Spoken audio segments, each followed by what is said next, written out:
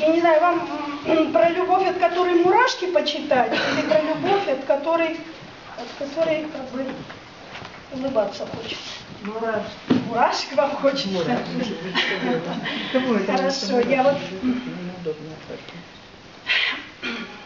Это стихотворение было написано как раз на День влюбленных.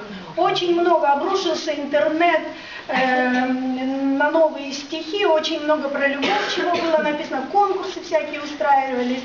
А я вот села и написала вот такое. Как много перьев об нее сломали поэты всех веков. Любовь и воспевали, и ругали за сладость носяков, что ранят сердце жаркой болью и заставляют петь. Пылают свечи в изголовье, способных умереть во имя женщины, любимой, за взгляд ее один, за поцелуй, за голос дивный, за таинство глубин. Безумно, вдохновенно, больно так и живем. Красивых слов еще довольно, а нет, взаймы возьмем в стихах бесчисленных поэтов, где страсть кипит, но нет ответа. А я, гуляя в старом парке, встречаю часто их. Мужчина, женщина в каталке и зонтик на двоих.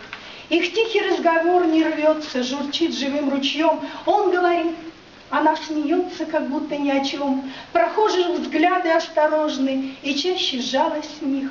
Но разве оскорбить возможно той жалостью двоих, что знают о любви поболее, чем мы? И дай нам Бог не знать, какой болеет болью та женщина без ног, и как ее мужчина плачет, сжимаясь в холод стен. Для них любовь другое значит, жизнь нет другой взамен.